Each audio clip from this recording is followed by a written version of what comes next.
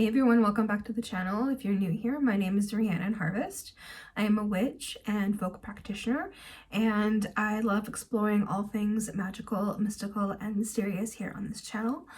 Today I wanted to share 5 beginner witchcraft mistakes that I have seen most often that I think, if brought attention to, could be easily avoided. These are not necessarily all mistakes that I have made. If that's something you'd be interested in learning about, definitely let me know in the comments below and I could perhaps do a video on that.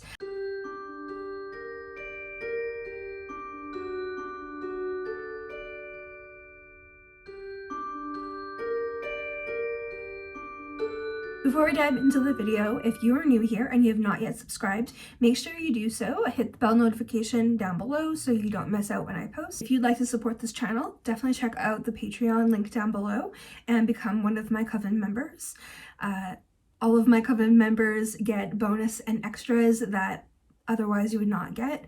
For example, I post all of my videos a week early. You'll get early release videos, behind the scenes footage of things that I wouldn't otherwise post anywhere else other than Patreon, my witchy artwork, as well as different spells and rituals that I have not yet released to the public, just sharing with my fellow community. You get direct access to me via my Discord and so much more. I'm hoping to release a witchy book club as my Patreon grows larger and becomes an official thriving community. So with all that said, if you'd like to check it out, definitely the link will be down in the show notes below. The number one thing that I see most often, that is a mistake that many beginners make, is not knowing how to cross-reference their information on magical resources. Or I see them a lot taking whatever someone says either on the internet, through a video like mine, or through some type of post or article and taking it as the word of God, without any salt added to that mix.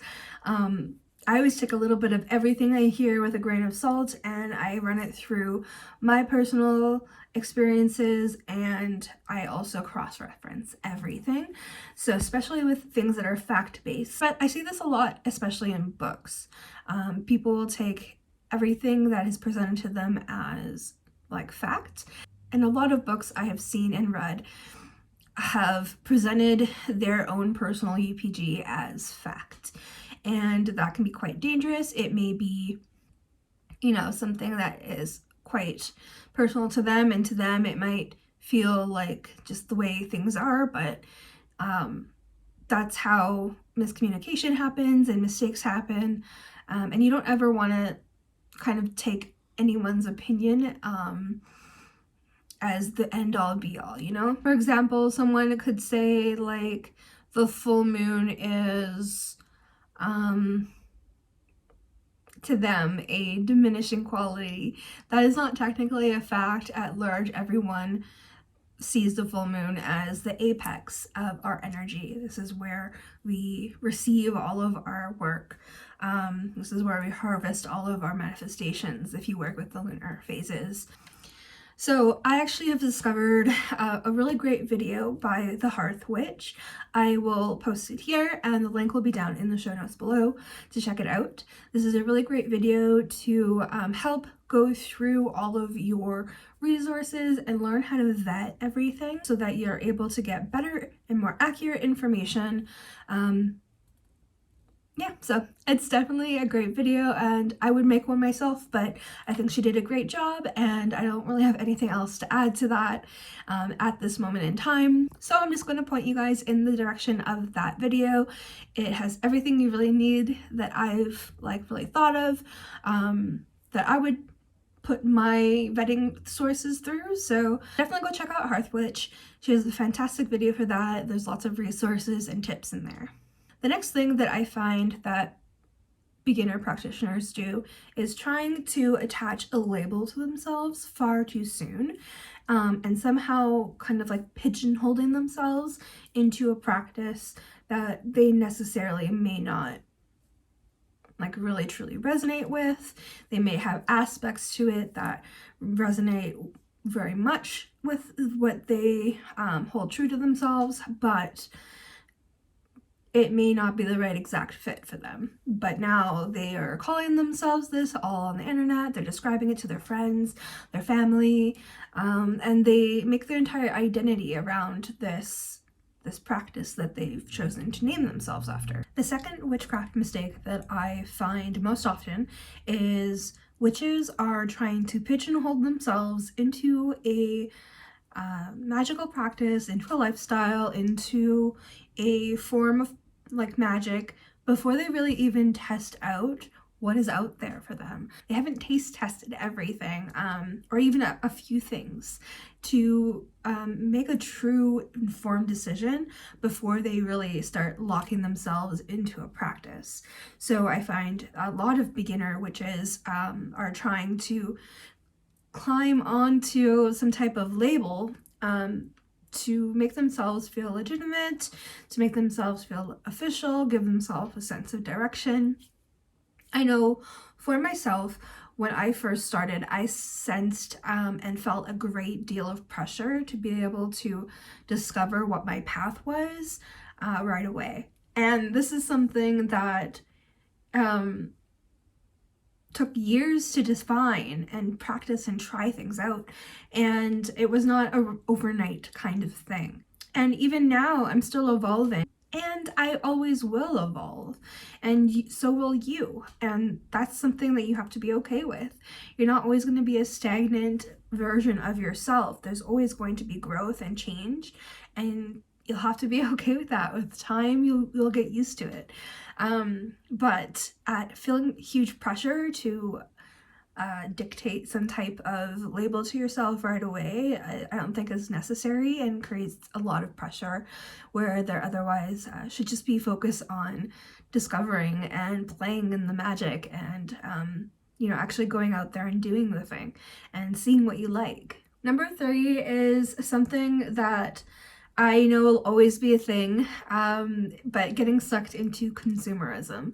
This is a thing that we all deal with in our everyday lives, no matter what part of the world you're from, no matter what practice you're in. There's always this temptation of consumerism and needing to have more, or needing to have the most aesthetic thing. And I understand that because, the divine is beautiful. A lot of like temples and things are stunning, and they're beautiful for a reason because, magic and the divine are beautiful, and making us as humans, we like beautiful things. We like to be drawn to the balance of things. We like to see beautiful, shiny things. We enjoy those types of energies, and that's okay.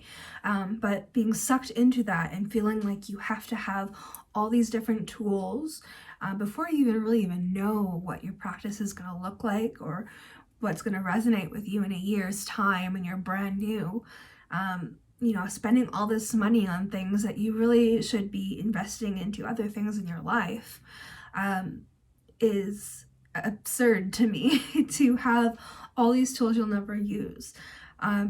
I started off, of course, I was so excited to dive into the witch subscription boxes and all that stuff, and that's well and great, especially when you don't have anything and you don't know what you want. It's a great way to kind of test into things and see what you like. And that's actually how I got my witch's wand that I use for my servitors. This I got from the Witch's Moon box. I absolutely adore that subscription box.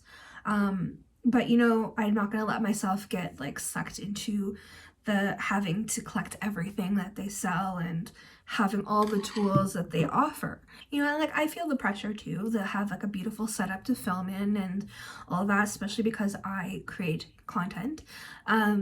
But it's not perfect. You can see my curtains are held up by bobby pins and push pins and nails. They're Amazon curtains. And I did my best to make the space warm and cozy for myself. But we don't need to have a perfect aesthetic to have a beautiful witchcraft practice or to have a beautiful altar. as long as you have a space for you to sit down and practice, you know, and you dedicate that space to yourself, that is your space. It doesn't need to have massive statues. It doesn't need to have like tablecloths and all the things. You know, just have your basic tools that you need, and, you know, experiment with things.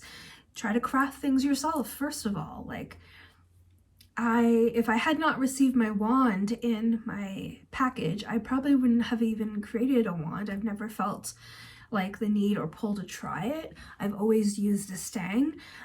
So for myself, it was never a purchase I would have gotten for myself, but because I was subscribed, I gained this item, and now I feel pressure to like try to find ways to use it. And thank goodness I decided to start using it with my servitors. But you know, a year ago that was something I would never even have thought of doing. So now that my practice is expanding and changing, I'm finding different ways to use things that otherwise I wouldn't know what to do with these tools. I find a lot of magic, especially when you first start, just starts with yourself, discovering what you like. Start deep diving and reading anthropological books and historical books, and like reading herbology is like a huge love of mine. Reading folk tales, fairy tales, that's what really fuels my passion. That's something I've always known about before I even knew I was a folk witch. You know, and like really discovering what I love before I dive too much into it, and then I get stuck in this label of this is now what I am. You know, like I probably would have called myself a water witch a few years ago, but I don't live near any large bodies of water, but I've always resonated with the ocean, especially with Aphrodite. But for myself, it's definitely folk witchery and green witchcraft that really like resonates.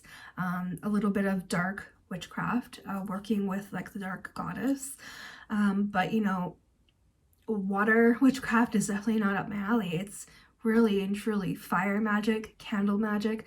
That's what I go to with everything. I need to have a candle in every working I have. So before I get into too much of a ramble, I'll make that an entire video on that point. Make sure that you guys test things out and see what you really truly like before you like pigeonhole yourself into something and make you feel, and you to make yourself feel like you have to like stay with that, because you know, we're always ever changing, and you don't have to stick with one practice that you started off with. If it doesn't resonate anymore, drop it and move on to something that fits better. For example, like I started off with Wicca because it was the only thing that I had discovered, and it was the only thing really around when I was growing up that was, and it was like kind of like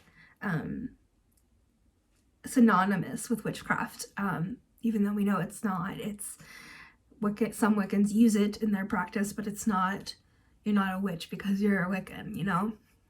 But that's something I dropped because it didn't follow with my belief systems. It didn't follow with my ability to want to be as free that as I really wanted to be. So with that, you know, like I resonated a lot with a lot of the other things that it had, but there were some ideals that I just really didn't want to have to follow. And then that's through that I discovered I'm more of like a pagan than just a Wiccan specifically, but a pagan in a broader sense of the term, and then having to discover what that was, and then that brought me towards like my ancestral practices and my ancestral history. The next mistake that I notice a lot with beginner practitioners is not keeping a journal from beginning to end. Now, this is something I deeply wish I had done in the beginning, where I would have been able to track like my beginning thoughts and everything from the very start. However, I didn't know what I was doing. I just was practicing and didn't have a name for it. In the end, I like stumbled upon books in the library and had these weird interactions with nature, with my willow tree and all this other stuff. And I started deep diving and researching into it, and then decided, you know what, this is what that is. This is, you know, you know, this is me like connecting to the nature and to the energy forces of the earth and all of this other stuff. This must be what it is.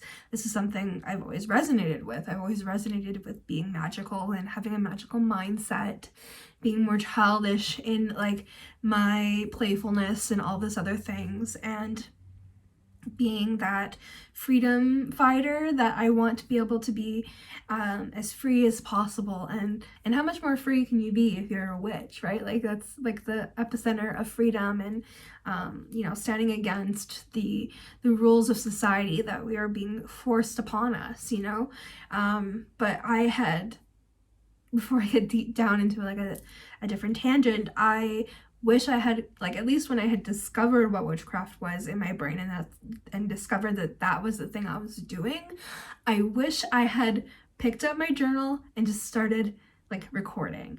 This is something that's going to be like really deeply valuable and personal for each practitioner, and really it'll get to show you the you know, the expansion that you get to experience from the beginning to where you are now, and then going on into the future, before they affect different parts of your life.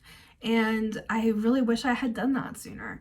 So, you know, if you're not doing it yet and you're looking at this video, you know, go to the dollar store, grab a spiral notebook. Doesn't have to be anything fancy. Just start recording, putting your dates on, you know, start recording like the moon phase and getting tracked with that, and like what like zodiac sign the moon is in, and start writing your daily to-do lists and all this other stuff. Like I really wish I could like emphasize like how important it is. Like I just recently started working with the Order of Chaos Mystery School. I am currently in Living Witchcraft, and one of the main practices we do is keeping a journal. And I had never realized the amount of things that I could do in my daily life. And I'm a folk witch, okay? I do everything with magic. But I never realized the amount of things that I could really like hone my craft onto and really create huge amounts of change before I started doing that practice. So please get your journals and start like recording everything now. And the last mistake I discover with a lot of beginner witchcraft practitioners or magical folks in general is not allowing yourself to gain enough experience. Just becoming that armchair magician that we all so love to interact with on the interwebs. But you know, like at a certain point, you have enough knowledge to like get something done and start testing it out and seeing, you know, like playing with it like a scientist and seeing what really truly works for you. And I highly doubt that a new witch is gonna like create some type of natural disaster or have some type of like magical malfunction that's gonna highly affect their lives or someone else's. And if so, we all have a community we can like reach out to and get help with that. But like, I know you're powerful, babe, but you're not that powerful because you're brand new. So I don't think you need to really worry too much on the negative side of things, especially if you're not like dancing in that realm, if you're not experienced enough for it. So at least, you know, start off with protection magic, start off with abundance magic, creating opportunities for yourself, creating instances, even however small they might be, where you're manifesting things into your life that you want. Like one of the first things that I did was I manifested a donut and a coffee. I had my cousin, like I had not talked to her all day, and I had used like the 5x5x5 method with the law of attraction and scripting, and that week I manifested a coffee and a donut from her, and we hadn't talked that week at all, you know. And that's something, the more that you start doing it, you start building your confidence, and the more confident you are, the more likely your manifestations are going to actually start to happen. So get out of your own way, plan your first ritual, do something amazing for yourself. You know, maybe your first ritual is going to be, you know, I am powerful, and all of my manifestations that are of my highest and greatest good are going to come to pass. that seems pretty harmless to me, you know? Or, you know, fortifying a space of protection. That's pretty harmless. And if it doesn't work, you'll know, and at least you'll know that your protections aren't working, and then you can reach out for help to figure it out. It's better to know that your protections aren't working sooner than later, before you would really truly need them. So yeah, before I get too passionate about that, that is my 5 witchcraft beginner mistakes that I noticed most magical practitioners encounter and experience when they first start out. So I hope this helped you with avoiding those things. And if you found that you experienced anything more other than these 5 here, or you notice them, let me know in the comments down below. I'd love to know, so we can gather a little bit more information for beginner magic practitioners and let them know, you know, we're not alone. There's some things that other people experience, and you know, you don't have to stand in your own way. Let's avoid these things and get to our manifestations faster and more efficiently. If you love the video, please give it a big thumbs up. It really helps out my channel, as well as share it with all of your friends and like-minded magical people that you love in your life. It'll really help the channel grow. And if you'd like to help support the channel, definitely check out my Patreon link down below. As a patron, you'll get exclusive access to my Discord server, where you'll have direct access to me to ask me questions. You'll become an official part of my coven, alongside different bonus perks like behind the scenes video content I don't post anywhere else. You'll have exclusive voting rights for content that I'll be creating in the future, both here and on my podcast. You'll have my own renditions of my own witchy artwork, as well as spells and rituals I don't post anywhere else that I'm in the development stages, so you'll get to try them out before anyone else. You're kind of like a sonar for me to see, you know, how is this ritual going? Like, is it creating the results I want? And you'll know you'll get discounts on my occult shop that is coming very, very soon. So yeah, if you'd like to check that out, definitely let me know. The link will be down in the show notes below, and if you feel inclined to check it out, please do so. I love you all so much, my babes. Have an amazing day, and I'll see you in my next video. Stay wicked.